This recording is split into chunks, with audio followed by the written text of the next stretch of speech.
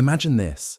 You're sitting in front of your TV in December 2017, expecting the usual politics and news cycle noise, when suddenly, the New York Times drops an article that changes the conversation. The Pentagon, the actual Department of Defense, admits it funded a secret program to investigate UFOs. Sorry, the modern term is UAPs, unidentified aerial phenomena. Even better, they include videos from Navy fighter jets showing glowing objects darting across the sky, rotating in ways that make physics teachers cry, and accelerating faster than anything we officially know how to build. And this is not coming from conspiracy forums or blurry VHS tapes. This is straight from the United States military. From that moment forward, UFOs jumped from the fringes of pop culture into the center of government hearings, press conferences, and policy debates. The world went from, haha, little green men, to, wait, the Pentagon is talking about this under oath in just a few years. So, let's dive into how we got from shadowy programs like AATIP to full-blown congressional hearings, where decorated military officers raise their right hand and swear to tell the truth about UFO encounters. This isn't ancient history from the Roswell era. This is modern, documented, and televised. The story begins with the Advanced Aerospace Threat Identification Program, or AATIP, which quietly ran from 2007 to 2012, with funding tucked inside the Pentagon budget. It was spearheaded by Senator Harry Reid from Nevada, who convinced colleagues to allocate money for studying aerial phenomena that pilots were reporting. The program's mission was to evaluate encounters with unknown craft, analyze sensor data, and assess whether these things represented advanced technology from foreign adversaries, or something else entirely. Officially, AATIP was small, only about $22 million, but what it revealed had outsized impact. Contractors gathered case files, interviewed witnesses, and compiled data on encounters that couldn't be dismissed as drones, weather balloons, or radar glitches. Then came the bombshell, the release of the Navy pilot videos.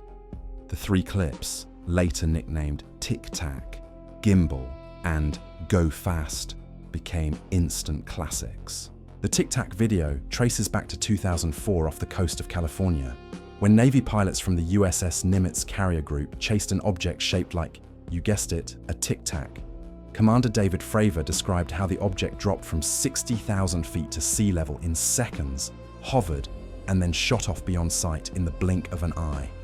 No exhaust plume, no wings, no sonic boom. Just gone.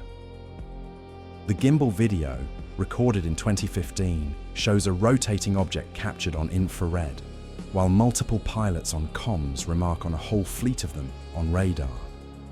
One pilot says, "Look at that thing, it's rotating." The Go Fast video, also from 2015, shows a small object skimming above the ocean at incredible speed, with the pilots laughing in disbelief. What the hell is that? When these videos were confirmed as genuine by the Department of Defense, the conversation shifted dramatically. For the first time, the Pentagon wasn't saying weather balloon or swamp gas. Instead, they admitted, "We don't know." That phrase is catnip for journalists and the public alike. Suddenly, cable news anchors were asking serious questions, and members of Congress started demanding classified briefings. If highly trained Navy pilots flying multi-million-dollar jets couldn't identify what they were chasing, maybe it was time to listen. By 2020, the Pentagon officially acknowledged the videos and established the Unidentified Aerial Phenomena Task Force to consolidate reporting and analysis. The stigma that had silenced pilots for decades began to fade. Testimony emerged that many aviators had kept quiet because they didn't want to be laughed out of the squadron ready room. But now the Department of Defense was telling them, "Report it, we'll take you seriously."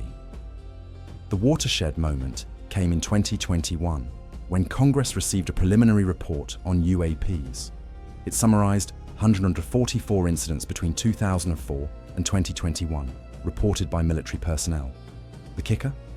Out of those, only one was explained with confidence. The other 143 remained unexplained. That doesn't mean aliens, but it does mean the data didn't match birds, balloons, drones, or known aircraft. Some showed unusual flight characteristics, rapid acceleration, sudden stops, no visible propulsion. The report avoided definitive conclusions, but it made clear the Pentagon had a puzzle on its hands. Congress wasn't satisfied with vague summaries. They wanted people on the record. That led to the first open congressional hearings on UAPs in over 50 years. Picture this: a House subcommittee room, cameras rolling, and military officials testifying under oath.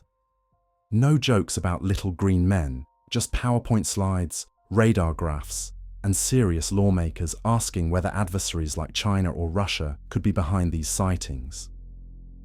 The officials admitted they had no evidence pointing to foreign powers, but also no explanations for many of the encounters. The message was clear: UAPs are real, they're in restricted airspace, and the military doesn't know what they are. Enter David Grush, a former intelligence officer who came forward in 2023 with claims that made headlines worldwide. Under oath, Grush testified that the US government had crash retrieval programs. Yes, programs to recover materials from non-human craft. He also suggested that there was evidence of biologics of non-human origin. Now, skeptics immediately asked for proof, photos, or hard data, which Grush didn't provide in public. But the mere fact that such statements were made in Congress, on the record, electrified the debate. For the first time, phrases like non-human intelligence entered official transcripts. Memes exploded, mainstream outlets covered it seriously, and public trust both soared and fractured at the same time. But the hearings weren't only about dramatic claims. Lawmakers pressed military officials about pilot safety, airspace integrity, and the need for better data collection. They emphasized that unexplained doesn't mean extraterrestrial. It simply means we don't have enough information. Yet even with that caution, the cultural shift was unmistakable. UFOs were no longer just a pop culture curiosity. They had become a matter of national security, openly debated in the halls of power. Meanwhile, the Pentagon established the All-Domain Anomaly Resolution Office, ARO, in 2022 to replace the UAP task force. Its mission: to synchronize efforts across the military, intelligence community, and even NASA.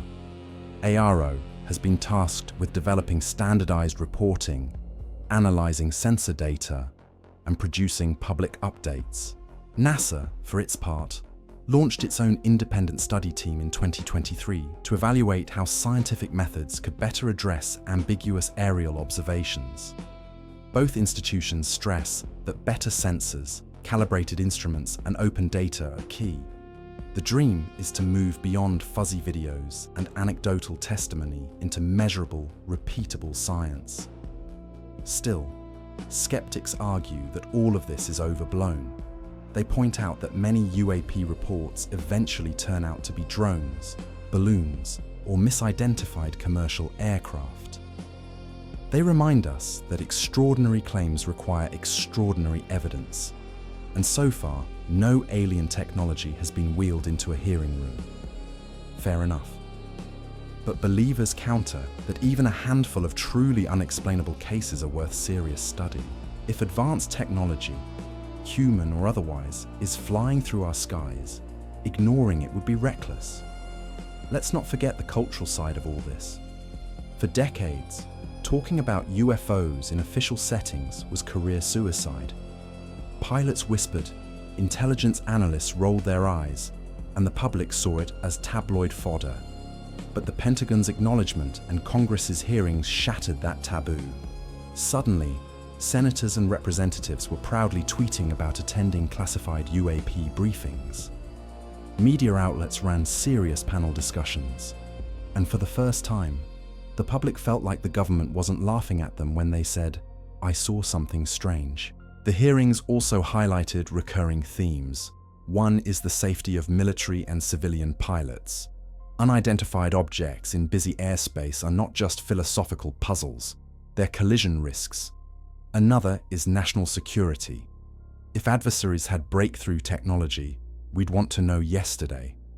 And then there's the elephant in the room. The possibility that some of these things are not human-made at all. Officials avoid saying aliens, but the public fills in the blanks. So, what have we actually learned from the modern UAP hearings? First, UAPs are real in the sense that multiple credible witnesses, backed by radar and sensor data, have observed things that don't fit conventional explanations. Second, the government is taking it seriously enough to brief Congress, establish offices, and release reports. Third, despite the seriousness, we still lack definitive evidence of extraterrestrial origin. That doesn't stop the speculation, of course, because humans love a good mystery almost as much as they love memes. The hearings have also changed the conversation globally. Other countries have begun releasing their own UAP files, inspired by the US shift in tone. France's GIPAN, Chile's CAREFA, and Brazil's declassified documents all add to the global mosaic. When the Pentagon admits ignorance, it opens the door for international cooperation. After all, airspace doesn't respect borders when it comes to unidentified phenomena. Now, let's be real. Some of the funniest moments of the hearings come from the awkward dance around the A word. Lawmakers ask, "So, are these aliens?" And officials respond with polished lines like, "We have no evidence of extraterrestrial origin at this time," which of course only makes the internet scream. At this time? What do you mean by that? The phrasing becomes meme fuel overnight. The hearings are serious, but the public reaction turns them into both history and comedy gold. At the same time, the hearings highlight how difficult it is to investigate these phenomena properly. Sensors are designed to track aircraft and missiles, not fast-moving, low-observable objects. Pilots are trained to identify enemy jets, not glowing Tic Tacs. And intelligence agencies prioritize human adversaries, not the possibility of non-human technology. The entire system is playing catch-up with anomalies it wasn't designed to study. And yet, that's exactly why the hearings matter. They're not about handing us a smoking gun. They're about acknowledging that our current systems aren't adequate, and that we need better tools, better reporting, and better science. Whether you believe in aliens, secret tech, or simply human error, the hearings force governments to invest in answers instead of ridicule. So where does this leave us? We're in a weird middle zone. The Pentagon and Congress admit UAPs exist, but stop short of calling them extraterrestrial. Whistleblowers hint at crash retrievals but don't show the goods. Scientists call for more data, while pilots keep describing impossible maneuvers.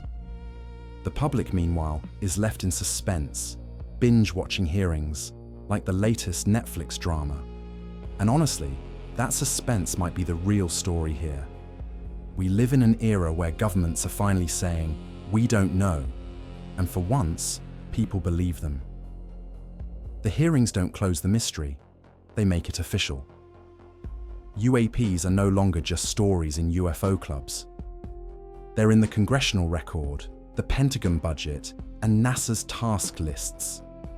So the next time you hear someone laugh off UFOs, remind them, the Pentagon showed us videos, Navy pilots testified under oath, and Congress held hearings. If that doesn't earn at least a little curiosity, nothing will. The truth might not be out there in the way Hollywood promised, but it's definitely in the hearing transcripts, waiting for the next revelation. Until then, we'll keep watching the skies, refreshing the news feeds, and making memes out of every carefully worded Pentagon sentence. Because whether it's advanced drones, atmospheric quirks, or something truly beyond us, one thing is certain: UAPs are no longer a joke. They're official business, and the hearings prove that the mystery isn't going away anytime soon.